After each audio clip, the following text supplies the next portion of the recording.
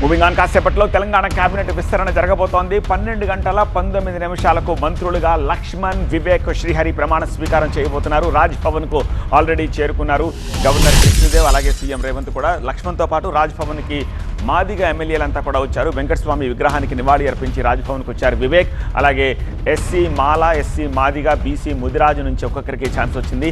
ఈ ముగ్గురి భర్తీ తర్వాత కేబినెట్లో ఇంకా 3 స్థానాలు ఖాళీ ఉన్నాయి. సో డిప్యూటీ స్పీకర్గా రామచంద్రు నాయక్ని నియమిస్తున్నారు. సామాజిక సమీకరణలకు ప్రాధాన్యం ఇస్తూ కేబినెట్ విస్తరణ చేశారు.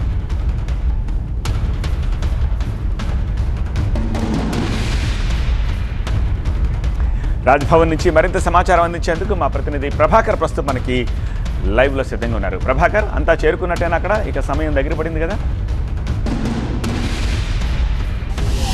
ఇప్పుడే సీఎం రేవంత్ రెడ్డి రాజ్భవన్ చేరుకున్నారు. దానికన్నా ముందు మంత్రులు, అట్లాగే మంత్రులుగా ప్రమాణం స్వీకారం చేయబోయే వాకిటి శ్రీహరి, వివేక్, అట్లాగే అడ్డూరు లక్ష్మణ్ వీళ్ళంతా కూడా ఫ్యామిలీతో చేరుకున్నారు. ఇప్పుడే రాజ్భవన్ దర్బార్ హాల్లో వాళ్ళు కూర్చున్నారు. మరికొద్ది సేపట్లోనే 12 గంటల 19 నిమిషాలకి సరిగ్గా ప్రమాణ స్వీకారం మొదలు కాబోతుంది. చూడొచ్చు, రాజ్భవన్ దగ్గర భారీ బందోబస్తును, భారీ సెక్యూరిటీని ఏర్పాటు చేశారు. మరికొద్ది సేపట్లో 12 గంటల 19 నిమిషాలకి ఎగ్జాక్ట్ టైంకి రాజ్భవన్లో ప్రమాణ స్వీకారం చేయబోతున్నారు. సో దీన్ని గవర్నర్ జరిపించనున్నారు. సామాజిక సమతుల్యత నేపథ్యంలో ముగ్గురికి మాత్రమే ఇప్పుడు అవకాశం కల్పించారు. మరో 3 స్థానాలను ఖాళీగా పెట్టారు. దీంట్లో రామచంద్ర నాయక్ వరంగల్లో ఉన్నారు.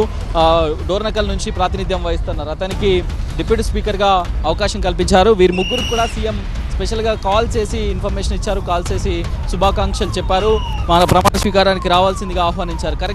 కరెక్ట్ టైంకి ప్రమాణ స్వీకారం జరగబోతున్నట్టుగా తెలుస్తుంది. ఇంకా కొంతమంది ఎమ్మెల్యేలు, మంత్రులు వస్తూనే ఉన్నారు.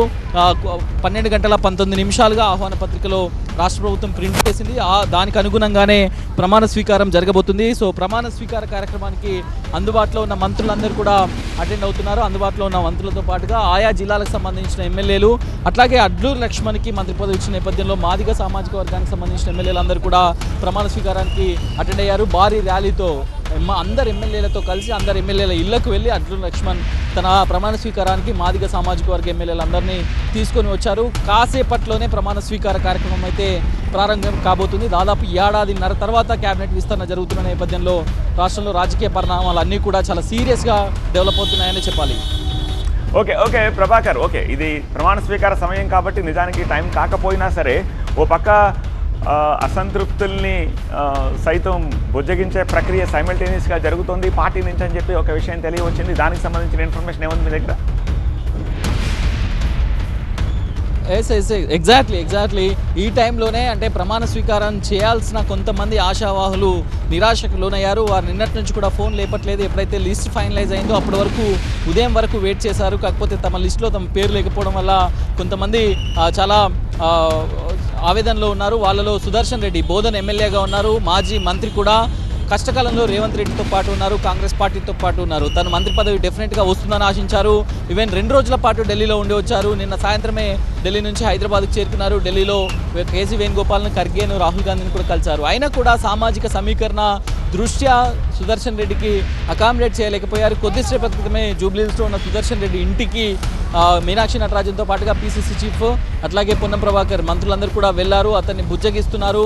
కాకపోతే ఆ కార్యకర్తలతో మాత్రం తానకు మంత్రి పదవి రాకపోతే దీన్ని రాజీనామా చేయడానికైనా సిద్ధం, కేవలం ఎమ్మెల్యేగా అయితే ఉండలేను, తాను చాలా సీనియర్ నేత, 89 నుంచి రాజకీయాల్లో ఉన్నారు, అప్పటి నుంచి 30 ఏళ్ళుగా రాజకీయాల్లో ఉన్నారు, 35 ఏళ్ళుగా రాజకీయాల్లో ఉన్నారు, కాబట్టి తాను రాజీనామాకైనా సిద్ధమంటూ కొంతమంది నిజామాబాద్ నేతలతో తన ఆవేదనను వెలిబుచ్చారు. సో ఆ నేపథ్యంలోనే నిజామాబాద్ జిల్లాకు చెందిన పీసీసీ చీఫ్ కూడా ఉన్నారు. కాబట్టి so Meenakshi Natarajan, PCC chief Mahesh Kumar Goud వీళ్ళందరూ కూడా వెళ్ళి కన్విన్స్ చేసే ప్రయత్నం చేస్తున్నారు. వాళ్ళతో పాటుగా ప్రేమ్ సాగర్ రావు, అట్లాగే రాజగోపాల్ రెడ్డి.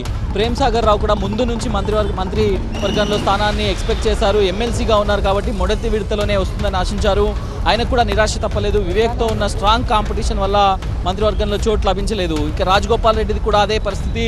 ఆల్రెడీ ఉత్తమ్ కుమార్ రెడ్డి, కోమటిరెడ్డి వెంకటరెడ్డి నల్గొండ క్యాబినెట్లో ఉన్నారు కాబట్టి, నల్గొండ నుంచి క్యాబినెట్లో ఉన్నారు కాబట్టి సేమ్ ఫ్యామిలీ నుంచి, సేమ్ జిల్లా నుంచి, సేమ్ కమ్యూనిటీ నుంచి మళ్ళీ రాజగోపాల్ రెడ్డిని అకామిడేట్ చేయడం అనేది చాలా కష్టతరమైన అంశం. కాబట్టి రాజగోపాల్ రెడ్డిని కూడా ఈసారి తీసుకోలేదు. ముఖ్యంగా కాంగ్రెస్ పార్టీని మనం ఫుల్ అండ్ ఫైనల్లో మాట్లాడుకున్నట్టుగా ఎట్లాంటి రెడ్లను తీసుకోపోవడానికి మెయిన్ రీజన్ కొత్త కాంప్లికేషన్స్ను తెచ్చుకోకుండా ఉండడానికే. ఇప్పుడు ఒకవేళ రాని వాళ్ళని కన్విన్స్ చేసుకోవచ్చు, కానీ ఒకవేళ మళ్ళీ రెడ్డిని అకామిడేట్ చేస్తే మిగతా ఉన్న రెడ్డి ఎమ్మెల్యేలు దాదాపు 60 మంది ఎమ్మెల్యేలు రెడ్డి ఎమ్మెల్యేలు ఉన్నారు, వాళ్ళందరినీ కన్విన్స్ చేయడం కష్టమవుతుంది అనేది ఉంది.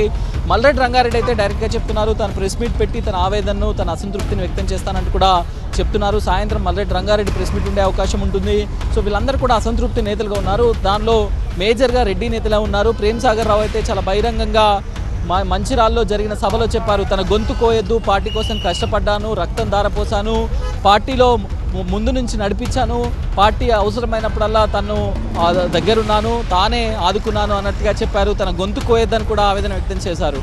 అది డిప్యూటీ సీఎం బట్టి అట్లాగే మంత్రుల సమక్షంలోనే చెప్పిన నేపథ్యంలో సో ఇప్పుడు ప్రేమ్ సాగర్ రావుని ఏ రకంగా కన్విన్స్ చేస్తారనేది అయితే చూడాల్సి ఉంది. మీనాక్షి నటరాజన్ కూడా టచ్లోకి వెళ్ళేందుకు ప్రయత్నం చేస్తున్నప్పటికీ కూడా టచ్లోకి రావట్లేదు. రాజగోపాల్ రెడ్డి అట్లాగే ప్రేమ్ సాగర్ రావు ఇద్దరు కూడా టచ్లోకి రావట్లేదు. ఇద్దరు కూడా అందుబాటులోకి రాకుండా ఉన్నారు, ఇళ్లలో కూడా లేరు, ఫోన్లు స్విచ్ ఆఫ్ చేసుకొని ఉన్నారు. కాబట్టి సో ఏ రకంగా కన్విన్స్ చేస్తారనేది అయితే చూడాల్సి ఉంది. రైట్ ప్రభాకర్.